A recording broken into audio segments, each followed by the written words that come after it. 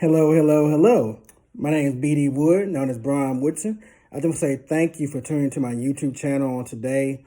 Whether you are a first-time subscriber, whether you already have subscribed, whether you found me through Facebook, or whether you just did a search and found me, I just want to say thank you. I'm humble, I'm grateful, and I do not take this lightly or for granted. I'm here to encourage, I'm here to inspire, and I'm here to just have real talk. And today, I just want to talk about a subject that we all can relate to, that we're all looking forward to, and that is Thanksgiving. Thanksgiving. I know many of you are probably thinking, why is he talking about Thanksgiving when Thanksgiving is around the corner? Well, I want to talk about Thanksgiving, not only about the holiday of Thanksgiving, but also just Thanksgiving in a deeper sense. We all, gather together with our family, our friends, our loved ones as we prepare for Thanksgiving. We know usually on Thanksgiving, what do? We're going to eat, we're going to sleep, we're going to watch some football, we're going to play some games, we're going to gather with our family and friends, we're going to have a good time, and then we're going to eat again, and then it just goes on and on and on and on, right? You full the whole day. You watch the Detroit Lions. You watch the Cowboys. Maybe you watch the night game that comes on sometimes. Maybe you play games. Maybe you catch up with your family and friends. And now you just full and you good to go and you enjoy the day off and you getting ready for that Black Friday sale and getting in those lines, right? Is that what you do? Everybody's different, so I don't know your routine or ritual or whatever. But usually, it's a time that we get together and come together as family and friends and loved ones.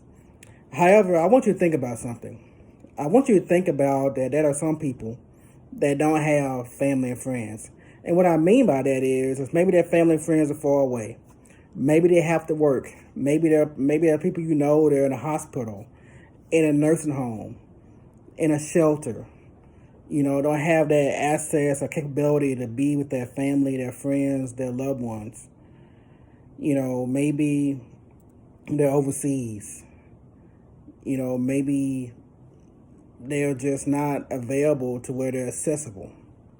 Maybe they're no longer with us, meaning they passed away.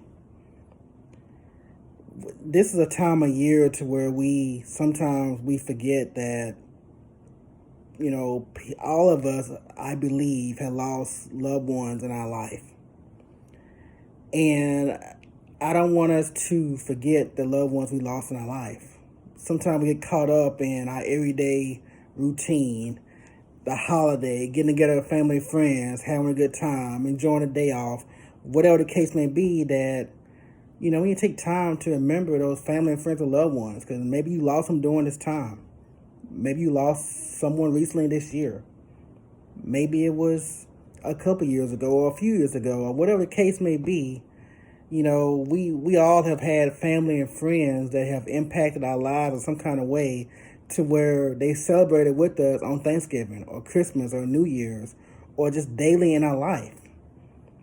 Let's not forget about them and what they mean to our family. Some of them were patriarchs. I know for me, I lost my great-grandmother when I was 17 years old.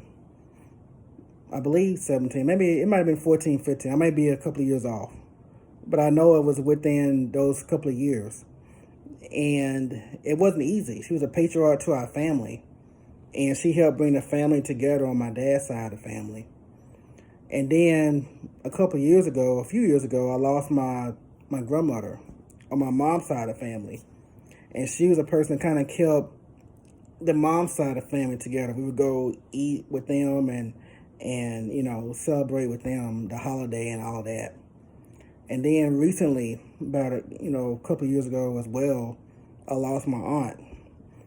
And she was a patriarch of the family. Not only did we come together on Thanksgiving or during a holiday, but she was a person that she would text, she would call, she would reach out. She would let everybody know what's going on with the family. She would hold us all accountable to make sure we stay in touch with one another. And that's something that I miss and something that will forever be in my heart. It's my aunt. We'd go to Tyler and we would get together. She was always smiling, always positive, but she always told you how she felt.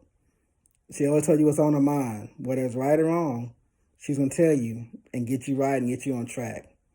I know when I started ministry, she would, send me emails or texts or give me a call and say, Brian, I love the message, but I love the sermon, but she would let me know, what I need to work on and be better at and what to improve on. She might have been my biggest critic, but she also was a blessing to me and helped me in so many ways in my life. And that's something I always remember, especially during this time of year and even days of my life as I look back at our texts and emails. What about you? I know many of you have many friends and loved ones that maybe you lost recently or a while back or whatever, that during this time of year, while a lot of us celebrate and embrace and enjoy and all of that, I know some of us, while we're doing that, also, it's emotional, it's tough, it's challenging. So let's remember those people that may not have that close relationship with their family. They may not have a family they can go to. They may not have that close friend they can go to. Maybe their family may not necessarily be the family bloodline that we're so used and accustomed to. Maybe their family is a good friend. Maybe their family is a church member. Maybe their family is a classmate. Maybe their family is a coworker. Maybe their family is their spouse's family or their girlfriend or boyfriend's family because their family is far off, or maybe they're not as close, or whatever the case may be. We don't know what everybody's family dynamic and situation is. So let's be compassionate and considerate of that. But most importantly, I also want you to just give thanks for what God has done. Give thanks for what God has done in the past, what God is doing right now, and what God is doing in the future. And just something to throw out there, 1 Thessalonians 5 and verse number 18, and says, "In everything give thanks, for this is the will of God in Christ Jesus concerning you." So let's always remember to just give thanks for what God has done. Thank Him for this day. Thank Him for what He's done for in your life. Thank you for what He has not done. Thank Him for everything. Thank Him for food, clothing, and shelter. Thank Him every day. Thanksgiving should be every single day, not just this day that man has set aside as Thanksgiving, to where we come together with this meal of turkey and dressing and ham and vegetables and rolls and desserts and all these different things, but Thanksgiving should be every day. Now, I'm not saying cook this big old meal every day, you know what I'm saying? But I'm saying it should be every day because of the fact that what God has done for us. We should be in Thanksgiving mode every day because God is so good. Thank Him for another day. Thank Him for your shoes. Thank Him for your home. Thank Him for your cars. Thank Him for the kids that get on your nerves. Thank Him for your parents. Thank Him for just, His Son dying on the cross for our sins. Thank Him for just everything He has done for you and for us. Because everything we have is God's. We're just born in it while we're here on this earth. So let's remember to be thankful for everything we have. To be thankful for the time off, if we're off, because some people are not off.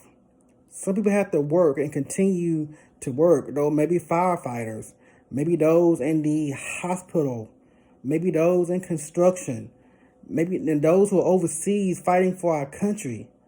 Not everybody has the fortunate opportunity to just be off and enjoy this day with family, friends, and loved ones. Maybe, like I said, there are those who don't have that family, friends, loved one dynamic. Whoever that family member is, whoever that family is, whether it's a coworker or a church member or a friend or a classmate or whoever it is, that's important. Some people may not have nobody at all. So let's not forget that. But let's embrace one another. Let's be there for one another. Let's encourage one another. Let's be considerate of one another because not everybody has the mama, daddy, sister, brother, aunt, uncle, nephew, niece, the regular dynamic. Let's reflect and think about those who lost loved ones and even ourselves who lost loved ones. Let's not forget about those people. that are important and that meant so much in our life and still mean so much in our life today, even though they may not be here with us, fleshly on this earth. I pray that when you are celebrating with your family and friends, and when you're together with your family and friends, that you give thanks for what God has done. Sit around the table and each one of you just give thanks and say a couple things that you're thankful for beyond the delicious meal you're about to eat. But to give thanks for not only what you may have, but maybe thanks for the person sitting next to you. Reflect. Let us grow together as one. Let us unite as one and be thankful. And also not only give thanks, but pray for those who are less fortunate. Pray for those who may not have a meal to eat. Pray for those who are in the homeless shelters, behind prison bars, in the hospital, in the nursing home, fighting for their lives, on the streets, whatever the case may be. But count your blessings. Name them one by one. Share those blessings humbly, but also be a blessing to somebody else this holiday season. I pray that this has blessed you, has encouraged you, has inspired you. And I hope that you pray for me. I pray for you. I pray you have a happy and safe Thanksgiving. May God bless you. May God keep you and your families. And until next time, I'll talk to you again soon. B.D. Wood, Brian Woodson, I'm out.